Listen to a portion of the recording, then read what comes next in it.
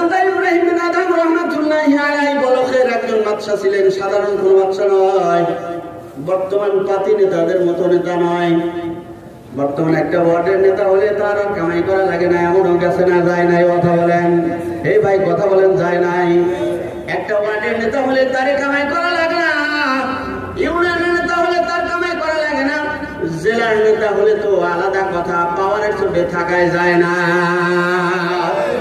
একজন বাদশা, এত বড় একজন বাদশা ছিলেন, বলখের বাদশা, আল্লাহর ঘরের মধ্যে দাঁড়াইয়া দাঁড়াইয়া নামাজ পড়ে, কানটা কত খোলা ছিল। মসজিদে আকসা, আপনারা প্রত্যেকে মসজিদুল আকসার নাম শুনছেন, শোনেন কি শোনেন নাই?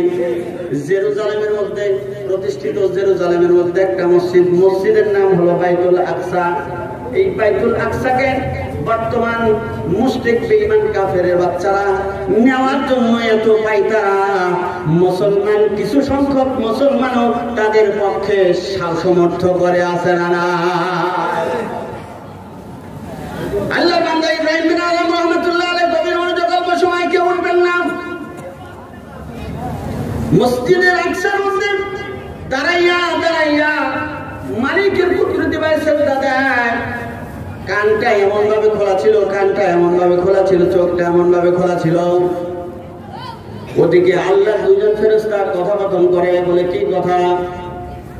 একজন আরেকজনকে ডাক দেয়, বলে ওইটা কে বলো তো দেখি। বলে ইব্রাহিম বিন আদম, উনি তো এমন একজন আল্লাহর বান্দা, উনি তো পেয়ারা, আল্লাহর পেয়ারা একজন বান্দা। এত বড় আল্লাহর একজন পেয়ারা বান্দা হওয়ার পরে এই লোকটার আমল আসমান পর্যন্ত 2-3 মাস হলো পৌঁছে না। বলেন কি 2-3 মাস হলো না, আমল আসমান পর্যন্ত পৌঁছে না? কারণটা কি? বলে কি জন্য? ইব্রাহিম বিন আদম রাহমাতুল্লাহ আলাইহির কান এত খোলা ছিল। ফেরেশতারা আলোচনা করে, আল্লাহ পাক রব্বুল আলামিন তার কর্ণে কুহুরের মধ্যে সেই শব্দটা পৌঁছায় দিয়েছে। চিৎকার করে বলেন না সুবহানাল্লাহ, আর জোরে বলেন না সুবহানাল্লাহ।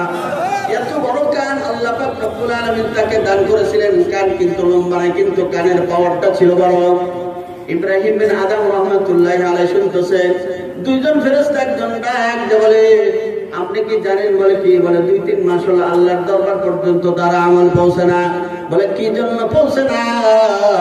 ওই যে খেজুর কেনার সময় 2টা খেজুর নিচে পড়েছিল, নিজের মনে করে খেয়েছিল, যার কারণে আল্লাহ পাক রব্বুল আলামিন তার আমল 2-3 মাস হলো আসমানে উঠান না।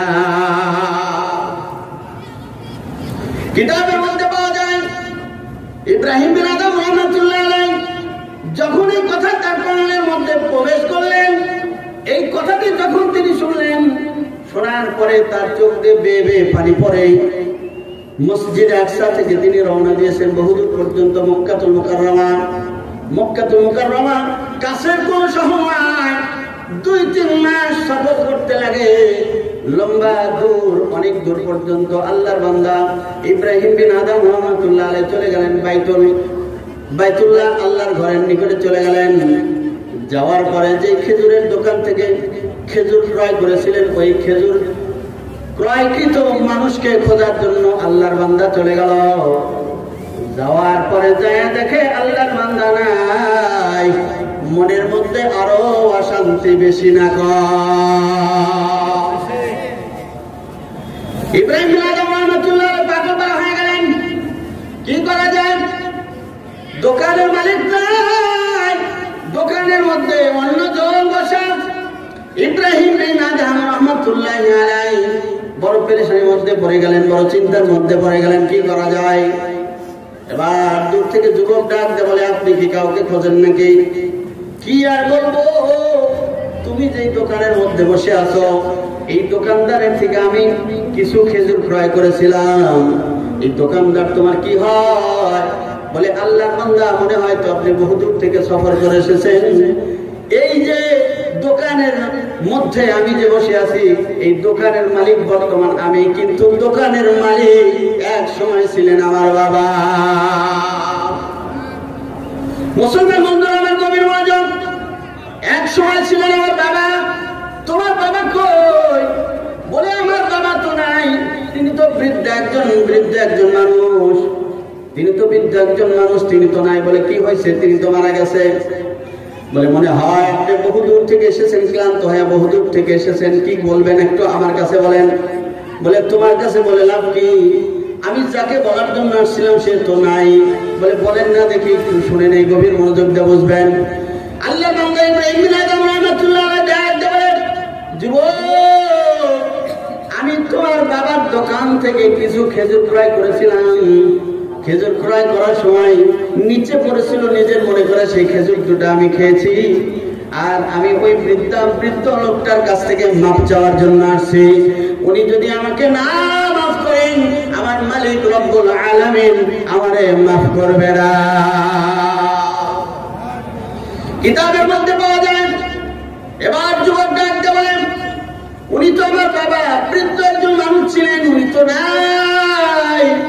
ওনার যত সম্পদ ছিল, সব সম্পদ তো আমাদের আমরা দুইটা মাত্র ভাই। জোরে বলেন কয়টা ভাই? দুইটা ভাই। কয়টা ভাই? আমরা জোরে বলেন কয়টা ভাই? আমরা তো দুইটা ভাই। দুইটা ভাইয়ের মধ্যে আমরা বাবার সম্পদ সমান হারে আমরা ভাগ করে নিয়েছি। ওই দুইটা খেজুরের মধ্যে একটা খেজুর আমার, আর একটা খেজুরের মালিক হলেন আমার ভাই। আমার খেজুরের ভাগটা আমি মাফ করে দিলাম, কিন্তু আমার ভাই উনি অনেক দূর পর্যন্ত থাকে। এখানে নয়, 1 মাইল নয়, 2 মাইল নয়, 350 মাইল দূরত্বে ইয়াসরিব একটা শহর। সেই শহরের মধ্যে আমার ভাই বসে থাকেন, আমার মতোই দেখতে, আমার মতোই তার দিল কাঠিন। একটা বাজারের একটা পাশে দোকান নিয়ে বসে থাকে, ব্যবসা বাণিজ্য করে। ওই ভাই যদি আপনার একটা খেজুরের দাবি মাফ করে দেয়, তাহলে কোনো আপত্তি নাই। আমারটা আমি মাফ করে দিলাম, তারটা আপনি মাফ চাওয়ার জন্য চলে যান। সুবহানাল্লাহ বলে বলে।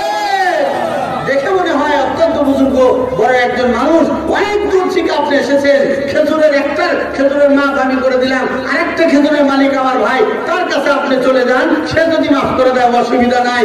আমার আলোচনা আমি আর আগাইতে পারলাম না, ক্ষমা করে দিবেন। আল্লাহ পাক রব্বুল আলামিন যদি কখনো সুযোগ করে দেয়, মন ভরে সুন্দরভাবে সুললিত কণ্ঠে প্রত্যেকটা ভাই ও বন্ধুদেরকে আমার আলোচনা শোনাবো ইনশাআল্লাহ।